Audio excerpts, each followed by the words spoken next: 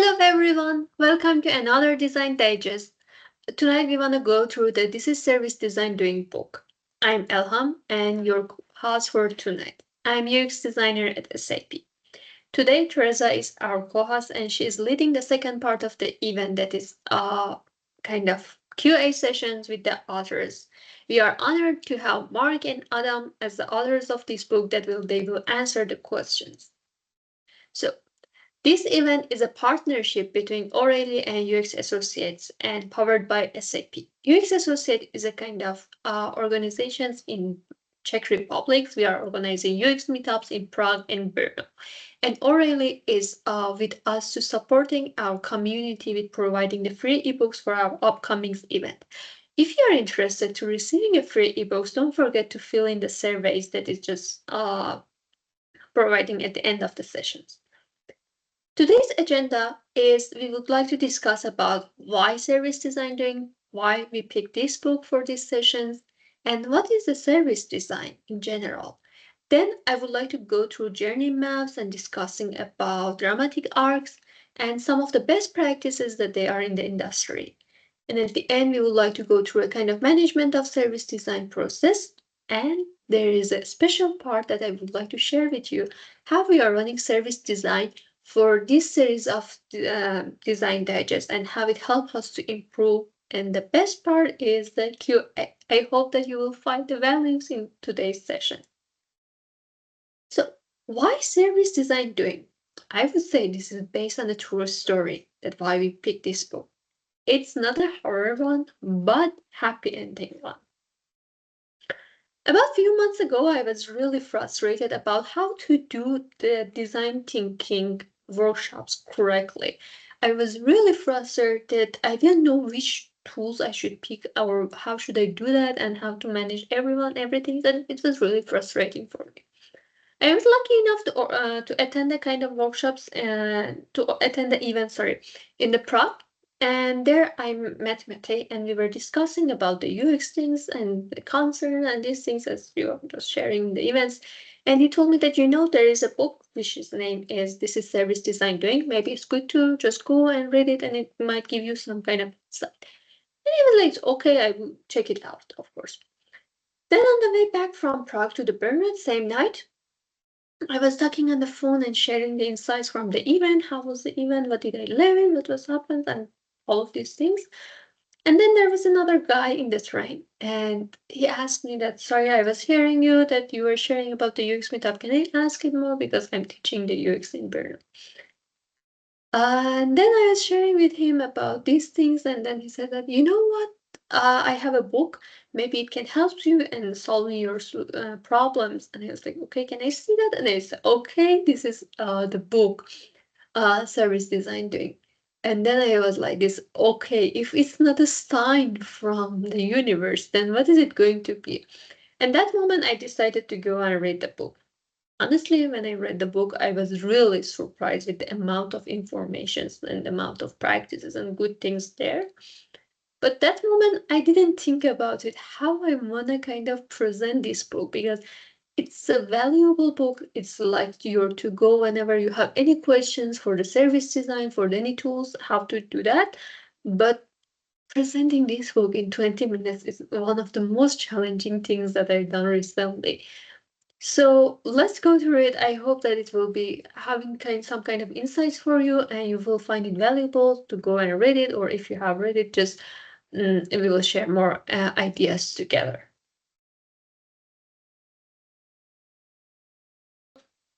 What is service design? Because before having a kind of true understanding and the shared knowledge, we can go deeper. Service design is like a mindset. It's a kind of mindset. And we are saying that we are prioritizing the user-centered approach through a kind of continuous testing and understanding the user needs, what is the limitation of the technology, and what are our business goals. So here we are promoting the proactive and co-creative approaches, treating the products as a representation of service relationship, and we are focusing on our testing assumptions through the research and embracing the iteration.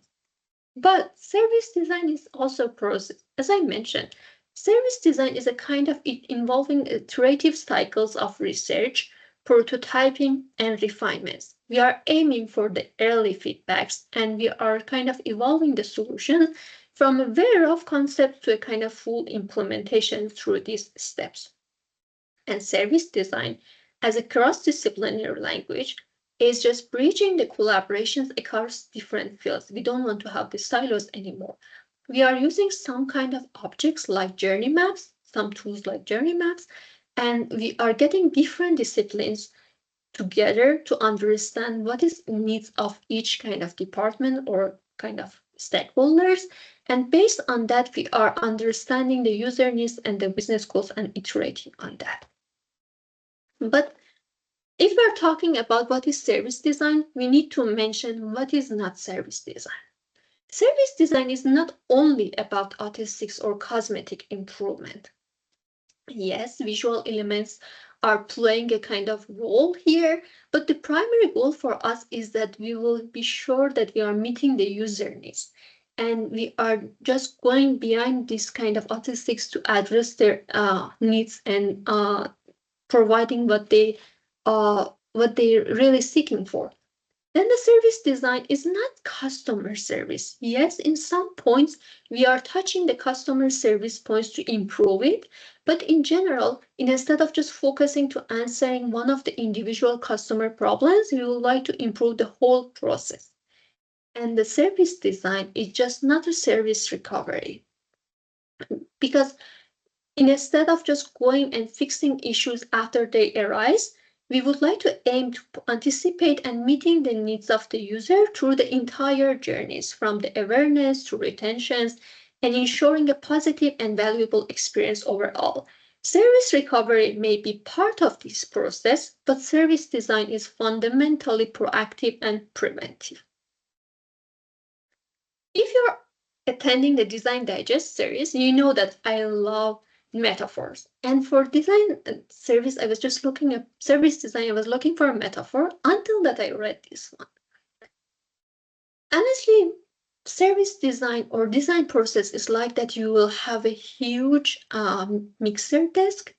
So if you want to produce a kind of music, you are not using all the instrument that you have in a certain level. But instead of that, you are asking that for this piece, which kind of instrument and which levels I want to use. And this is like a service design. Before starting any projects, you need to ask yourself which tools I need to use for these projects. What is the mix for these projects? So if you are looking, if like me, you are looking for that, they will tell you that for research, you need to use this tool, for ideation, this one, for prototyping, this, and for collecting feedback, this one, and then you are kind of guaranteed that you are doing the right thing. I would say that it's wrong. Instead of that, we need to go and see in each phase what is our kind of needs here to select it. And here, as I mentioned, there are a lot of tools in the book, but I would like to just go around the journey maps and talking about that and the best practices that happening with the journey maps. Journey maps are visualizing a person's experience over time and helping the team to identify experience gaps and exploring the solutions by making intangible elements visible and fostering the shared understanding. Journey maps are different in their scopes, from the high-level experience to the detailed micro-interaction maps, and each of them offering a kind of unique perspective on different stages of customer journey. Journey maps focus on one of the typical service instances with a main kind of a character navigating through different stages, and each of them containing steps that defined by elements like storyboards, emotional journeys, channels, stakeholders, and backstage processes. And on top of them, we can have the dramatic arcs. What is the dramatic arc? Dramatic arcs is illustrating the rhythm of the high and low engagement of users through a journey. It is showing where user is feeling more engaged and where less engaged. It doesn't necessarily that the high engagement is really good and low engagement is really bad, but we need to have a kind of balanced engagement through the whole journey. And also it can give us some insight that why some of their users see the value and some of them is just rejecting. So by understanding that, we can just improve the whole journey. Now I would like to share with you one of the best practices that happens with Vodafone and SCPI.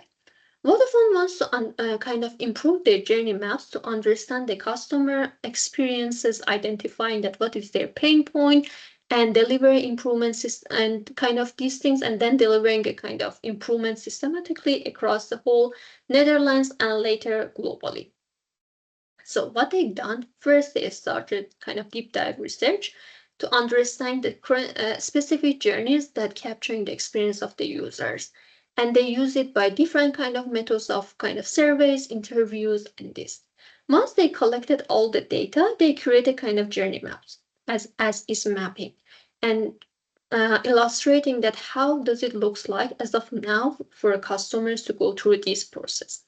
And on top of that, they created another journey maps like the 2B one, which is they are planning to have it in the future. So new customer journeys show how they can improve the whole experience for all of the customers, existing and new one. And what happened at the end, it is like this that they could link these journey maps across the projects and Vodafone could construct a comprehensive customer life cycle to guide a larger strategic decision making. And this journey-based analysis allowed them for both incremental improvement to the existing services and concepts for the new services to driving the innovation. Key takeaways from this practice, we can say that the multiple journeys can help you to understand the broader customer life cycles and it can adding a kind of long-term values. And once you have these structured approaches, it can ensure you that these insights are scalable and repeatable across the markets. These journey maps that they use for these current estates and the future vision provide them clarity for their consistent enhancement across the Vodafone. The second practice that I pick for today is for another kind of industry that I will show you that is services that is not only for the IT or related kind of companies, but we can use it for other places like the hospitals. This case is for one of the hospitals in Spain that is the first one that they have a dedicated patient experience department. Then they started collaborating with questions out projects to have a kind of service design studio. Their goal was to rethink about the care model by providing some kind of information about how it's happening now and involving the patients, the hospitals, staff, and the families. And by as their head of diabetes care said that it's the first time that we are seeing the whole process, the whole treatment process that the patient has in the hospital. So it can give a lot of insights to them. How they started again, they started with the research and data collections through observations, mobile ethnography, and some more deep interviews with diverse participants like the families, children, and also the staff. And also they created journey maps, but this time they use it in a way that if there's any success point, they use it with the green. If there is somewhere to improve with the amber color, and then issues with the red, so they can have a clear and actionable insights. And after that, whatever they got through the insight, they use it through the ideation phase and transform it into the how might we solve, for example, this issue. And through kind of brainwriting rounds, they got some more ideas. And after that, they went through prototyping, and it happens through kind of system sketches or some early digital mockups. And then they tested it with the patients, families, through kind of guerrilla testing within hospitals so they can have the feedbacks as early as possible. And the key takeaways from this case is that, first of all, don't be discouraged if the condition of collaborations with the stakeholders and users are kind of not ideal. In these cases, it doesn't matter how rigid your time schedule is. For example, in this case, because of the hospital and the sensitivity, they had a lot of problem with this, but there's always some kind of unexpected results, so be prepared for that. The second thing is some of the participants that they have a little experience in the innovations or design. Time to time, they tend to mix the opportunities and solutions. Your role is to frame clearly what stage you are in the ideation process and what we expect to do. And the third thing is that once you're generating ideas in the team work together, it happens a lot that we are discussing the same topics over and over. So encourage everyone to kind of go for the fresh perspective instead of repeating ourselves. There are 12 commitments of service design doing, but for this presentation, I just picked 6 of them because from my perspective, they are kind of more valuable. First of all, call it what you like. It doesn't matter if you are saying design thinking, service design, or whatever. This is the process and the things that you are bringing to the service. Make your shitty first draft. There's no ideal phase. Just make your shitty first and then iterate and improve your service. You are a facilitator, so learn how to create a safe space, how to involve the people, and even if you are joining as a member, it's good to know these kind of facilitation techniques so you can be more helpful. Through the service design, we need to be some phases convergent and some phases divergent. So it's really good to use these phrases of yes, but, and yes, and. Before jumping to solving the problem, understand if it's the right problem. Because most of the time we are under depression and we would like to solve the problem as soon as possible. But if you are not solving the right problem, it is more wasting the time. And at the end, don't put all of your eggs in one basket. If you are coming through your kind of ideations with 2 or 3 kind of topics that you feel all of them are really good, go for prototyping all of them. Because if one of them fails, still you know that there is one or more that you can get the feedbacks as soon as possible. Instead of just going through one of them, failing and again returning and going for the others. And how to manage the service design process. There are 3 things that you need to consider. First of all is about the planning and coordinations. Because we are requiring to manage the different teams, timelines, and resources, so clear communication is always needed. And also be sure that you are having a clear scope for each kind of phase. The second thing is go for iterative feedback loops. It is user-centered, so we need to have the feedbacks and adapting based on the real result. And the last but not least, please document and do the knowledge sharing. Because once you are recording these kind of decisions for the future, it's really easier to go back to them. And also, you are supporting a culture of continuous improvement because anytime anyone going and reading your kind of the whole process, they evaluate and then most probably they will use it into their project. The last part, I would like to share with you how we are running the service design for this series of event design digest. If you see here, I started from October 11th, 2023 with this series of events until now. And at the first, the numbers of attendance that they registered for the event and the number of people that they showed in the event was less than 20%. We started as an online event for the first 2 events on the October and December, and on December it's close to 0. I remember 50 people registered and only 4 of them shows in the event, and it was like really demotivating. And then we realized that maybe if we have it in person and online, it can be better. And after that, we had this Lean UX book. We had a very high attendance rate per registration, which is about 50%. But then we had a kind of another one about the articulating design digest. We had a drop. It was online and also in person. And then we had a slightly going up. So after the design decisions, we returned to the online, but I'm sharing about all these changes. We're running through different phases. First of all, we understand that what is the scopes that we want to work and what is the things that we want to focus on that and identifying what is the problem for the people. And we've done all of them through kind of surveys and interviews with the attendees.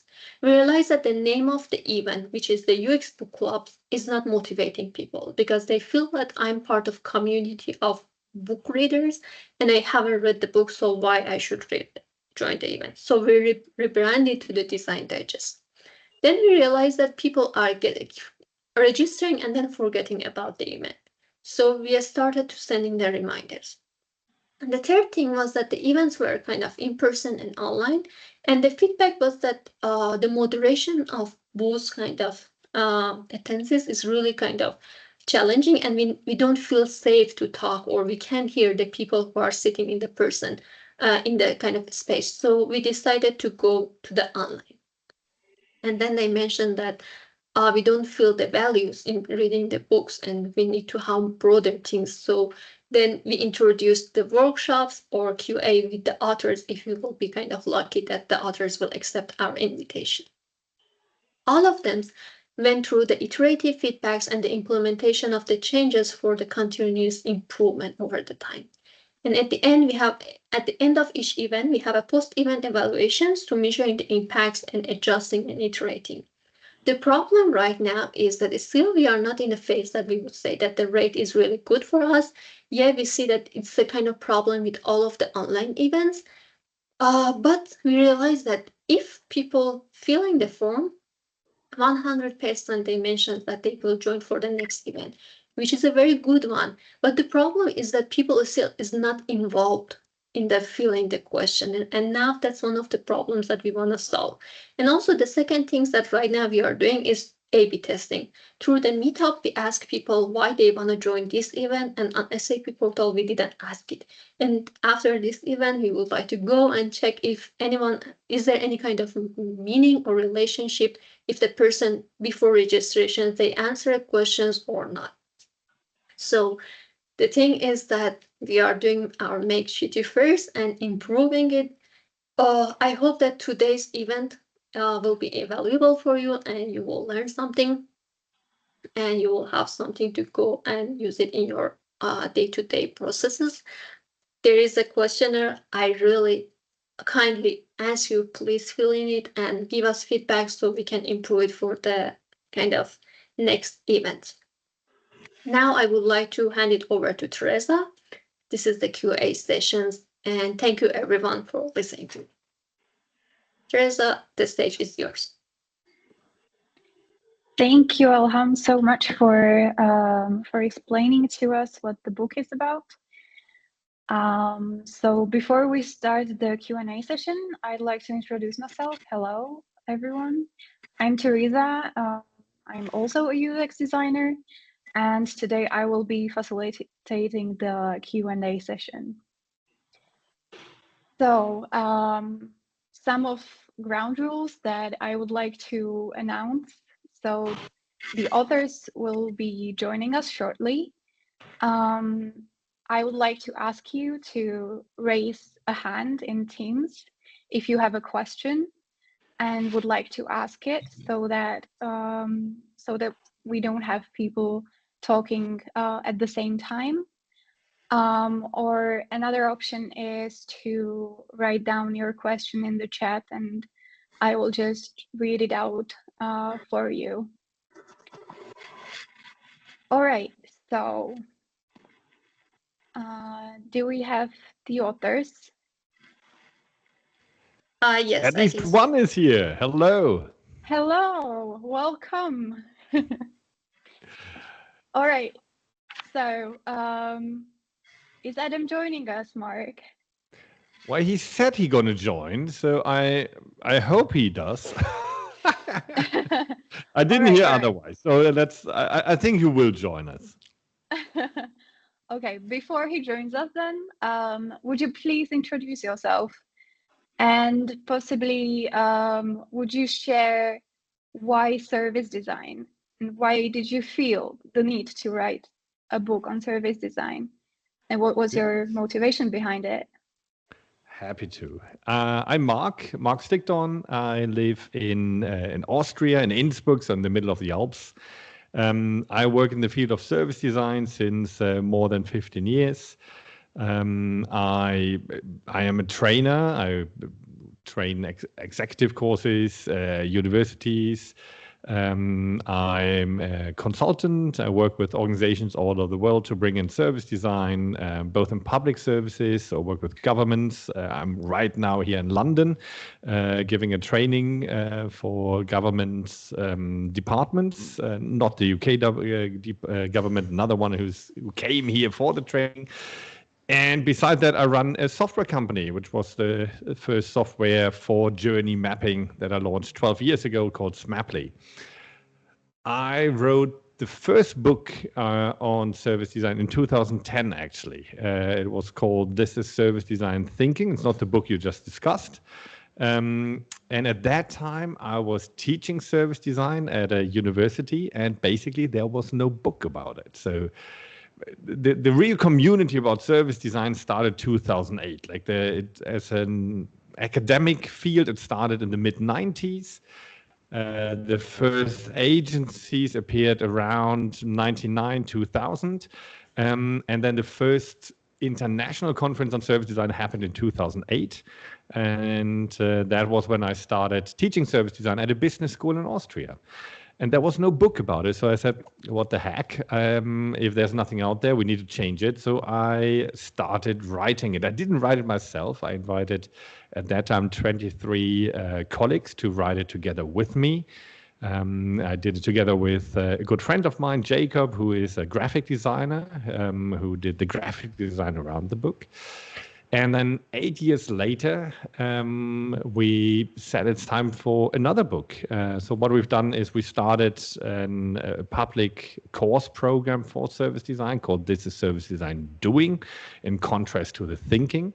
And we gave these courses all over the world. And over the years, we developed a script for the course. And at some point, the script of the book, of the course, was 200 pages. We said, wow, that's almost a book. Let's convert that into a book, because people said we really started to like it.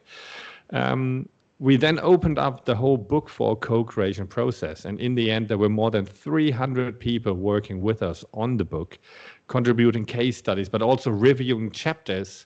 And in the end, nothing of what was in the script actually made it into the book. But we decided to make 2 books because we had just way too much content. So the Doing book is really about how to combine all the tools and methods and so on. And all the content of the course became then a separate book called This is Service Design Method, but we also launched then. And that is roughly the story of the book. Great. Thank you for explaining that to us. So you published this book in 2018. Do you feel that there is something that you'll be adding to the book in the future? I'm working on a new book already. Oh, wow. Yes, and as I said, I'm working on it. So it's an open invitation. There's a website called This is Journey Management. Journey management as an approach to basically run service design at scale in organizations. And if you go to the website, this is journeymanagement.com, you can scroll down a bit, you see a link to the book, and you can still sign up for co-creation. And we are already 300 something, 350 people. So sign up and you get early access to chapters again. So yes, it's still an evolving field, right? Yeah, definitely. So we have a lot of people who are new to design here. What advice would you give them to like someone who is new to service design and they want to start practicing it? Do it. Don't be afraid of it. Just do it. It's not rocket science, honestly. There are loads of books about it, yes. I recommend, if you really get started, yes, of course, there's a lot of education. You can take courses and so on. But honestly, experience is what really makes a difference. And none of this is rocket science. A good starting point could be our book website. This is servicedesign.doing.com. If you click on method, you see loads and loads of methods with detailed descriptions of how to do it. And you can just pick one method and try it in the work you're doing. I also recommend to join the Global Service Jam. That's a non-for-profit event. Pity that Adam is not here because he started all of that. It's happening all over the world and it's for free. And probably there's a jam near to you. If not, you can just host one because it's all for free. Basically, what you do is in just 48 hours, you create a prototype of a new service. And by doing that in 2 days, you learn so much about how to do it because the best way to learn something is by actually practicing it. And not only you're learning tools, methods, and get an idea of the process, but also you build your network. You find other like-minded people who might then help you with getting into it, finding jobs in the area, and so on. Yeah, all right. So those were the people who are just starting out. what do you think personally? What's the most valuable lesson that you've learned from practicing service design from your experience? Never trust your assumptions. Your assumptions are usually wrong. Like people are so fascinating. Is that if there's one curious, I love research. That is that's my core skill set, I would say. And I think it's so fascinating to work with people, understand their reality. Like we often have a wrong understanding of what empathy means because we often talk about like slipping into the shoes of others, seeing the world from other people. That never works. Like we can't walk in the shoes of others because we are all wearing our own shoes, right? And I think it's really important to become aware of your own biases. Like, look at me. I'm white. I'm male. I'm cis. I'm middle class. Like, how could I have empathy with someone who is completely different to me? But learning from them and being honestly, openly curious about that, understanding at least little bits about their reality is what fascinates me. And what I always learn is my assumptions are probably wrong. And I love being taught that they are wrong and understand it, this revelation to see like how is it for other people. And then once you understood that, then you can design completely differently because we know we always design with people. And if you meet people on eyesight, it is just fascinating what can happen out of that. All right, all right. Thank you for answering that. We have Sven who has a question. So Sven, please, can you turn on your mic and ask your question? Yes, sure. Hi, Mark. Can you hear me? Yes, again. Hi. Okay. Okay. Good to have you. I Thanks. can't see you because you're like 3 millimeters on my screen because I'm just on my laptop, but I can hear you well. All right. But yeah, we can zoom in and zoom. Oh gosh. Okay. To my question. Yes, I agree. Just start doing it, but maybe you can share your thoughts on, in a large company like SAP, which is feature driven and engineer focused, right? How to tackle this cultural challenges, and also what are practical steps in, or your experience in how to implement this journey management into the teams that might include, of course, PM, engineering, and UX. But as we know, UX usually is the smaller team. Maybe that would be great if you can share your thoughts on this.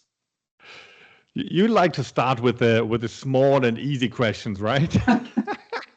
How much time do we have? Gosh, we could spend hours on that. I mean, first of all, like a caveat, every organization is different. Like any tip that I give you is like tips that are learned and that probably like you need to pick which of that might be relevant to you and use for you. And maybe I want to differentiate between service design and journey management there. Like journey management is once you have oh gosh, what's my camera doing? I have a new gimmick. I have this new AI camera and that does really stupid stuff. Like it has automated zooming. And sometimes when I do gestures, it zooms and it shouldn't zoom. Like, I think it was this, right? Like, yes. Oh gosh, need to be careful. All right. I always talk my hands, sorry.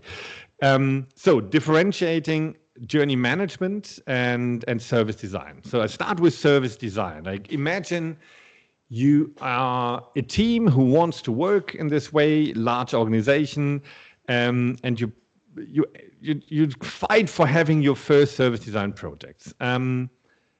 One of my tips is first maybe adapt the language. Maybe don't call it service design. So think about which terminology, language is so important in organizations. Like look at the kind of organizations you have and see which language mostly resonates with them, which terminology resonates with the organization. If it's more an engineering organization, well, maybe don't use design, because people always think like, oh, design, that's aesthetics and designers are crazy and whatever. Maybe call it rather something like risk reduction. Like it's the same stuff actually, because we're reducing risk through our work. So think of a terminology that resonates. Then don't wait to get permission to do a proper service design project, but rather try out different tools and methods in any project that you're doing anyway. Sometimes, like one of my easiest tools I like to use is a system map or stakeholder map, where you simply draw 3 circles, understand, so who's involved in this? Who should we talk to?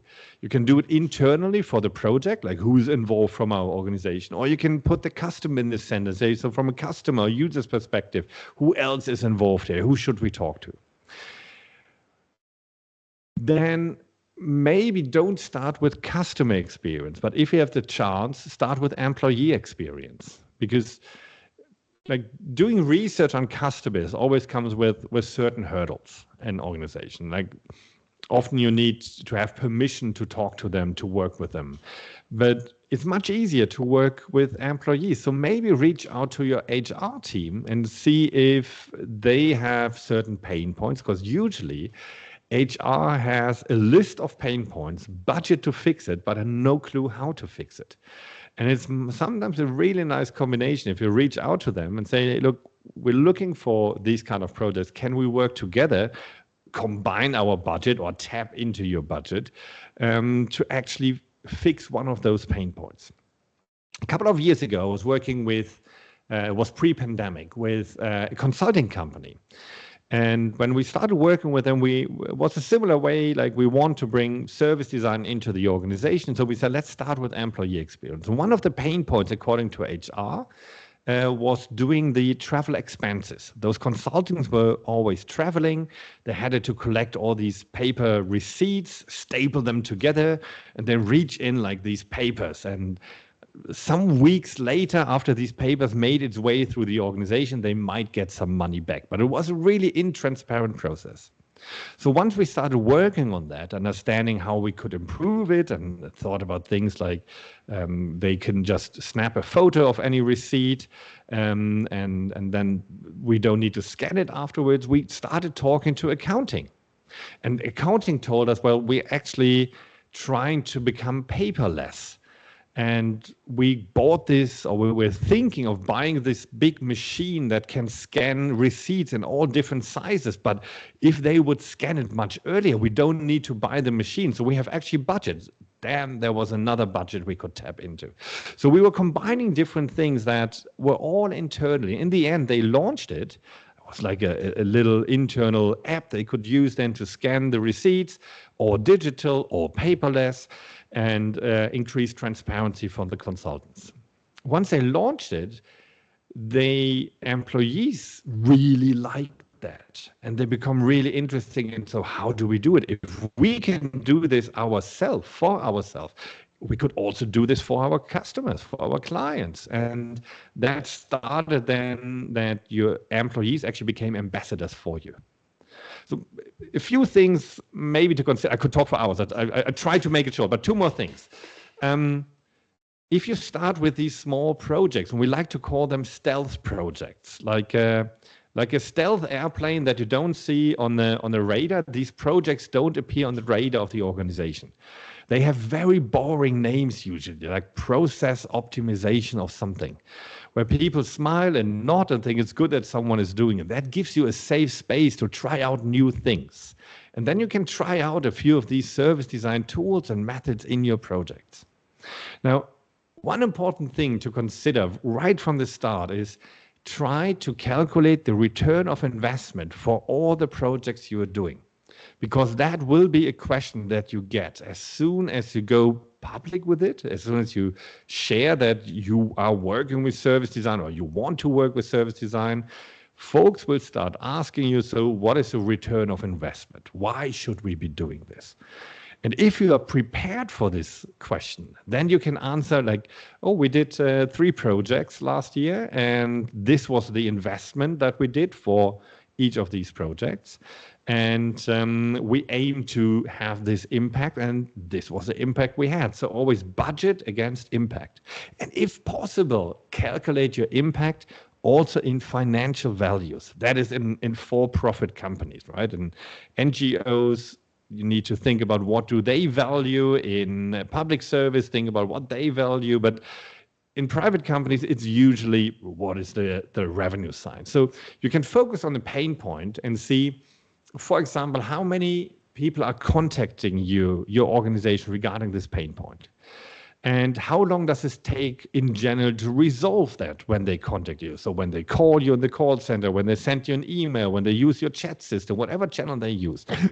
And usually you have good statistics about this. You have like these reports from your contact center about what were the contact reasons, how often. So, and then you can calculate how much your organization spends just with the communication aftermath of a pain point. Then you are able to answer this question when you get it. Say, yes, we did 3 projects. This was a return of investment. And you will guarantee you're going to have a completely different discussion afterwards, because people will realize immediately that you're not talking about being nice to customers when we talk about customer experience, but actually it becomes an investment decision because you're talking about the core of the business. Customer experience is the core of what we're doing. And if you're able to make this connection, people think differently about it.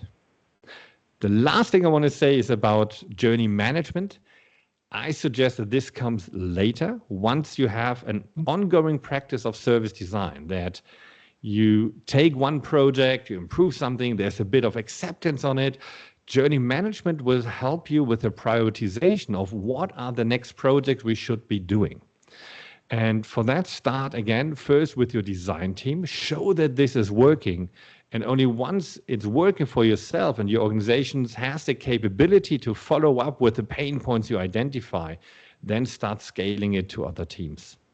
That was not a long answer because you had such a big question. I could talk for hours about it. It's one of the most fascinating areas of service design, how to bring it into an organization, how to scale it. And every organization is different. Thanks a lot for your answer. Much appreciated. Yeah. Happy to.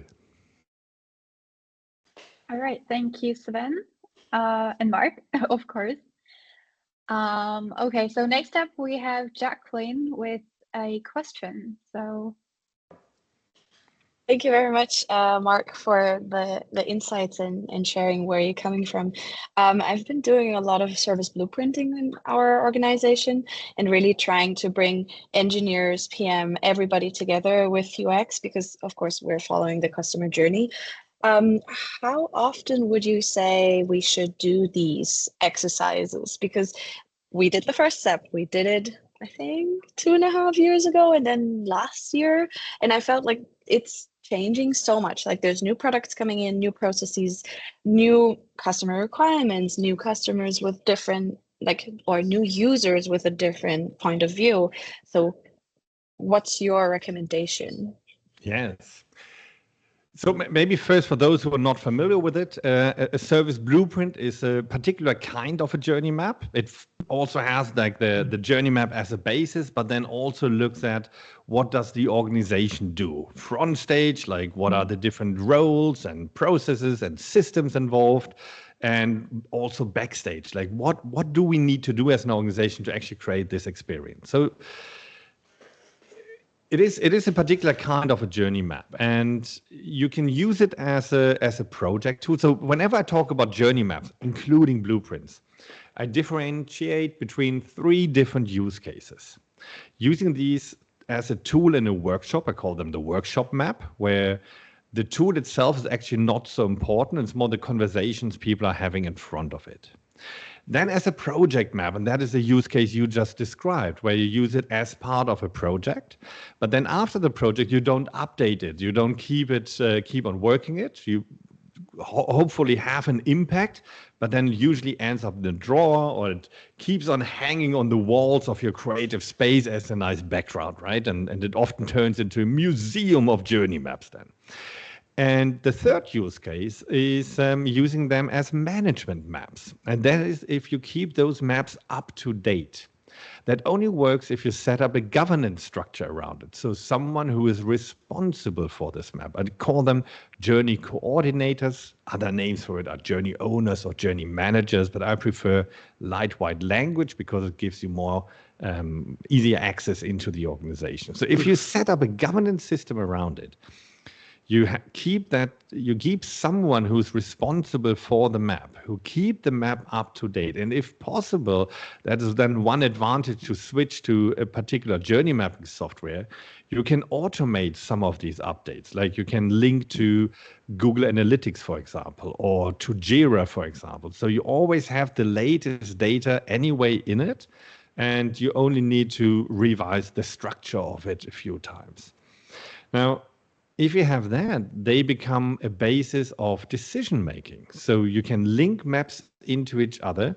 Think about where maps come from. Maps in geography, if you think of Google Maps, for example, you can zoom out. You can take a look at the continent. You don't see a lot of details, but you get a good overview. You can zoom then further into a country. You can zoom into a city. The more you zoom into details, the more details you see.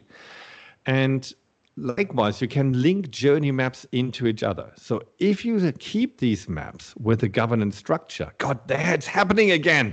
I did it somehow, and I don't know how. You said Zoom. Shit. I'm really big. Yes, sorry for that. Okay.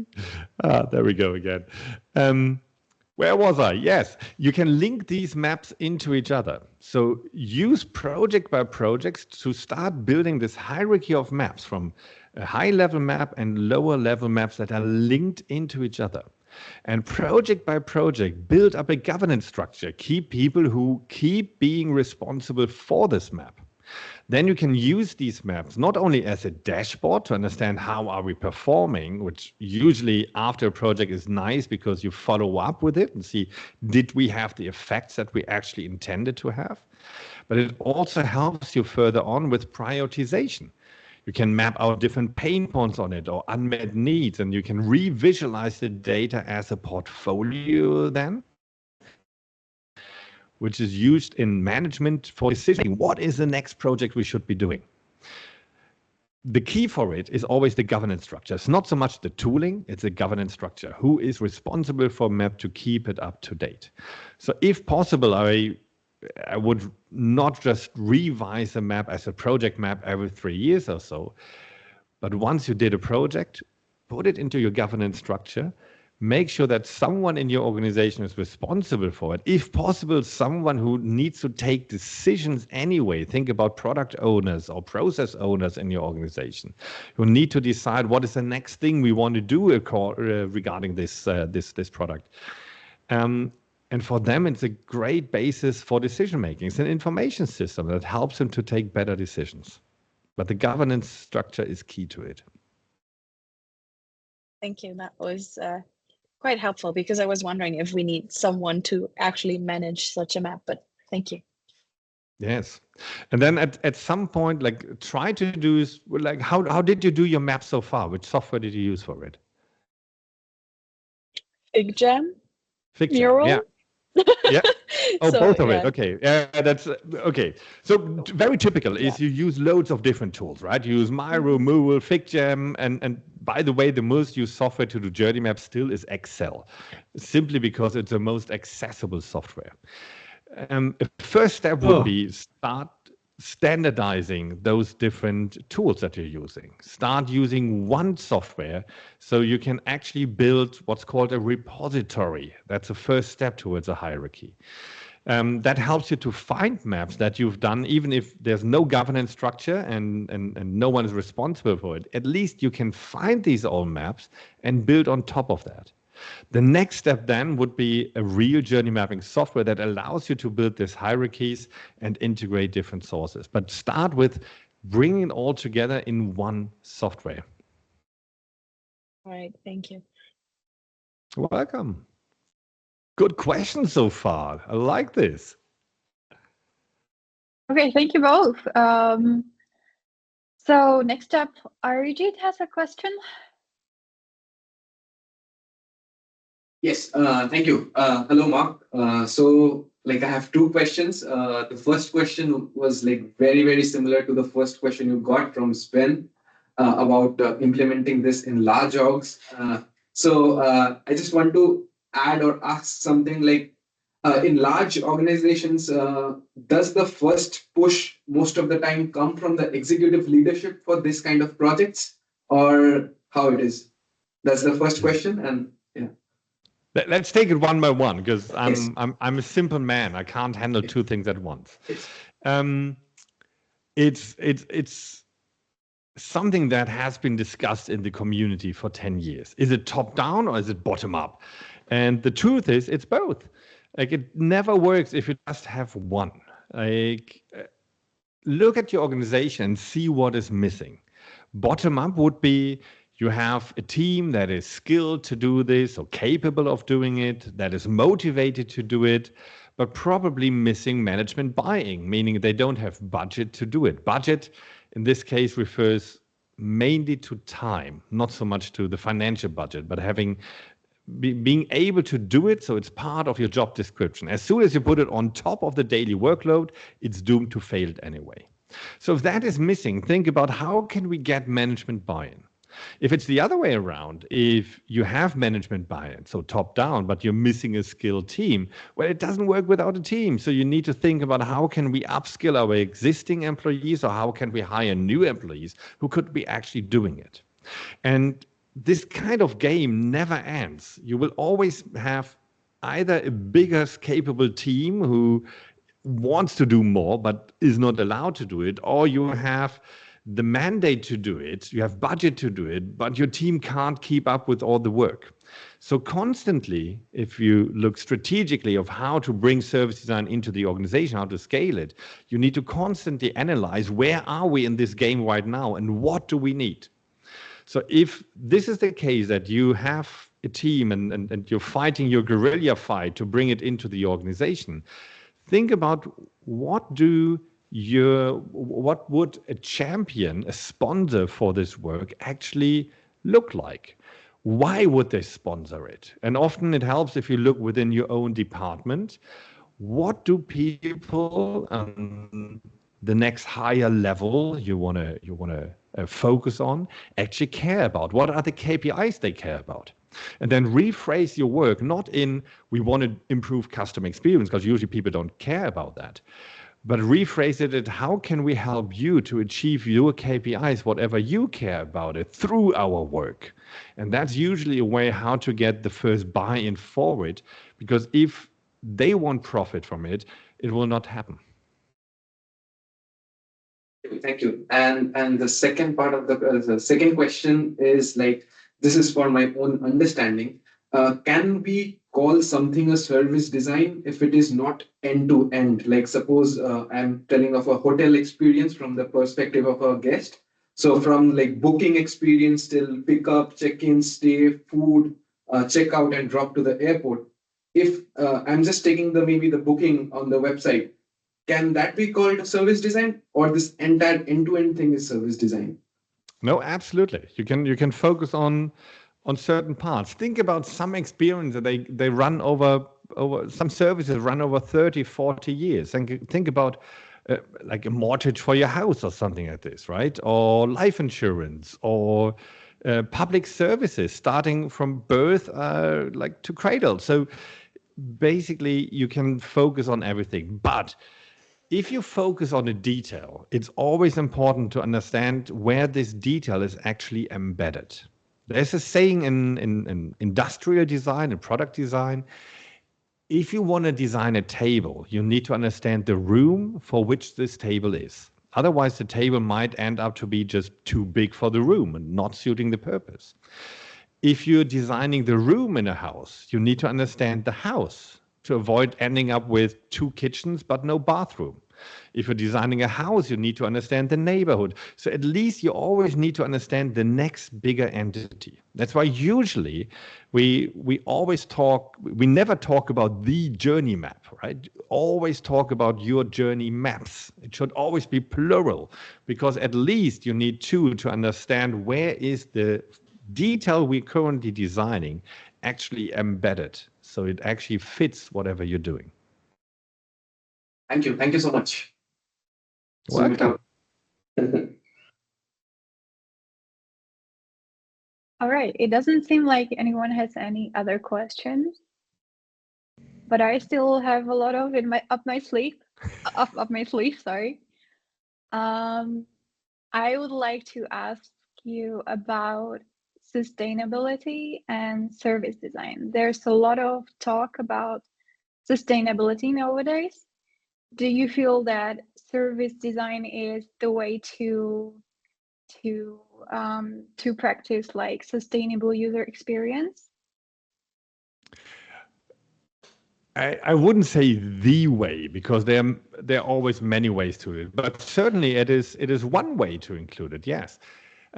If you check the blog of our company, you actually can find a few articles around this. So the company is smaply.com.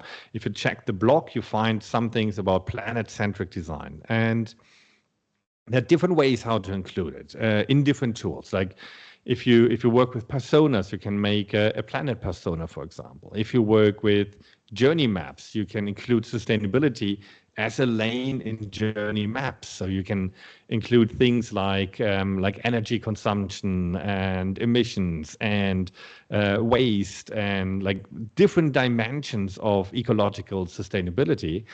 That you can then use also for decision making. By the way, also really interesting for journey management, because journey management helps you to prioritize.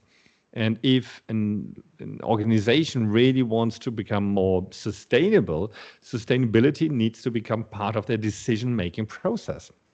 So you can add 3 different levels of sustainability as different lanes on a journey map. You can add economic sustainability with a simple cost to serve model, where you map out per step of a journey how much does each of these steps actually cost us as an organization. You can add a lane for ecological sustainability. Depending on what kind of service is, this can have different dimensions. And I think one of the most fascinating and probably still one of the most blurry ones is the part of social sustainability. So what is the impact on society through our services? But I think it's fascinating to add this to a journey and to include it in journey management, so it actually becomes part of the decision-making process of the organization. I don't think it's the way forward, but certainly a really interesting one. In my new book, there's a whole chapter about this, because I think it is obviously one of the most pressing, urgent topics that we have nowadays. And I think it should become part of any decisions we take. Certainly, I think so too. So does anyone else have a question? I feel like I've been asking a lot. Yeah, wonderful. Okay. So Val has a question. Yeah. Yes. Hi. So I do have a question. In my organization, we're trying to start applying service design and sort of service design view, and we're sort of the first project to try to do that. And we have lots of problems, as you can imagine. So a lot of cultural changes for the company as well. So of course there were deviations from the start. So we were supposed to do larger discovery. We ended up cutting that short. Research was quite the challenge. And then eventually we jumped into solutions a little bit because the company felt like, or at least the product owner felt rushed into showing the value of the project. And so we started focusing a bit again on features and products. So I know that, it's a specific case, but, in like thinking a bit more in general, what would be a recommendation to try to steer that back a bit more into that service vision? Yes. In my experience, it's hard to convince others that they should work differently if they don't see it, if they don't realize it. If they want to rush, skip all the research, do prototyping. That's the beauty about design, right? Design is iterative. We can start anywhere. If there is a team and they have, like, we know what is the issue and they have an idea for it, in my experience, it doesn't help them to drag them out of that and say, let's do research for us, because this idea is still in their head. And until they can try it, you will not get rid of it. So I would turn it around and use it to your favor.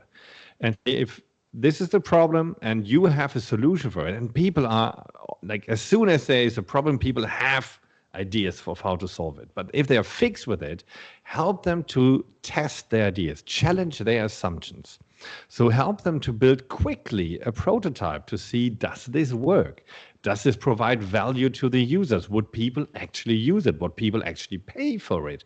And if you do this, never ask people like, would you use it? Because the answer is always be yes, but add a certain challenge for it. So here's a prototype of the service. Give me your email address and you can sign up for an alpha for it, or pay a small amount. Like, add a little hurdle for it so people, you get more honest answers to it.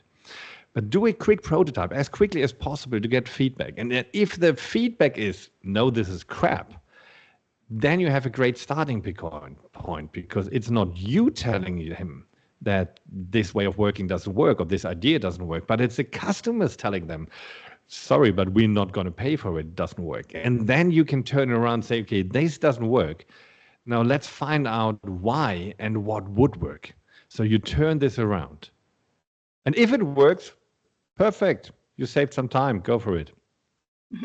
Yeah, thank you. Yeah, it's like a bit what we did in the end. But I mean, we still have challenges, but a bit what we did. Yeah, we rushed into a first prototype, tested it, and then there were positive things and other things that we needed to look at, and then we went back and looked at them a bit more widely. So yeah, we tried to do that, but that's good. It's confirmation that that was a good decision at the end. It was a practical decision, but it was a good one.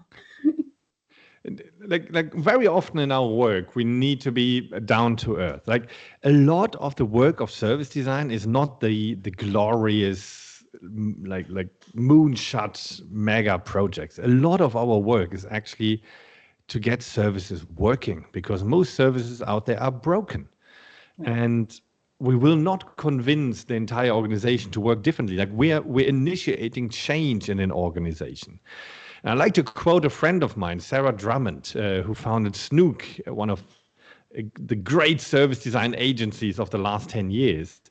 And she always says, 80% of the work of a service designer is to create the environment in an organization to actually do service design. And only 20% of our work is actually doing service design. As soon as you have a higher maturity, that changes. But in the beginning, the reality is we need to explain and show the value of it and work to create an environment. And for research, many organizations have this perception that the kind of research we're doing, like qualitative research, contextual research, is very slow, very expensive, and not reliable. So we need to overcome this by showing them the value of doing this kind of research. We often do certain mistakes when we present our research. Like, one of the most common mistakes is to quantify qualitative research. Like, if you did research and you start your presentation with, we did 20 interviews and 11 out of them said the following, no matter how great the stuff is that you found, no one will listen to you anymore, because what people heard was 20. That's all. Oh gosh, there'd go 20. Oh gosh. That was, at least that was on time this time. Order here is 20, and most people got trained in universities on quantitative research, but not so much on qualitative research. So they interpret immediately, oh, 20, that is statistically not representative. We can't trust this number, no matter what you're saying afterwards. So maybe turn this around, and if you like, you can argue with proper qualitative research approaches, like talking about saturation. Like, you did enough research until you found a pattern and it kept on emerging, and doing more research wouldn't change the answer. It would be just a waste of money. But if you like to, we can do it. Don't quantify it, but rather show them. if you have a video of a user failing in front of whatever your product is, that is way more powerful than just talking about and quantifying your research. So bring people as close to the research as possible. Sometimes bringing a customer to you is really great. Let them speak on behalf of you. And even better, but that usually takes some more time to get them there, take project sponsors with you to research. So they shouldn't be doing the research, because that's often, well, a big fuck up, because they will ask leading questions and only like ask for the answer they want, but let them sit in while you're doing research and listen to it, or observe while you're doing research. And that's often a door opener for it. But it's like, think about the strategy, how you get there in your own organization. Perfect. Thank you. This was very relatable. Thank you. All right. Anyone have a question in the chat? No. Okay. All right, Mark. Thank you so much for your time, for joining us. It was delightful. I think you've explained everything perfectly, and even giving the examples was like spot on. So thank you so much for your time. Thanks for having me. And maybe as a little extra to you, if you like to, of course there is a free version of Smaply, but if you like to try that to do your journey maps, just send us an email and refer to this session, and I'm happy to give you a 2-month free of Smaply if you want to try how a proper journey mapping tool actually works, and if that works for you. Just refer to this session email and we upgrade your account. Thank you so much for offering that. Anything else you'd like to add at the end? Me? Yes, of course. Okay. Sorry. Yes. Yes, I would like to add something. First of all, awesome that there's so much interest in the topic, and please keep on doing this. First of all, thank you so much for setting this up and pushing service design. But then also thanks everyone who are doing it, and just try it. Like, it's not rocket science. Do it. Talk about it. There's a whole community out there from service designer that is really open and sharing. And I think we're a great community. So become part of it and share it. I think you've inspired a lot of people today to try Yay! themselves. Okay, thank you Fantastic. so much, Mark. Thank you. Thank Have a you great so evening, much. everyone. Yeah, I Thank would you. like to Bye. ask everyone, please Thank just you. fill in the Bye. survey. Yeah. Thank you. We are looking forward to your feedbacks, and you can find the survey link in the presentation. Thank you, Mark, once more, and everyone have a great evening or day ahead. See you all in the next Design Digest. Bye. Thank you. Bye-bye. Bye-bye.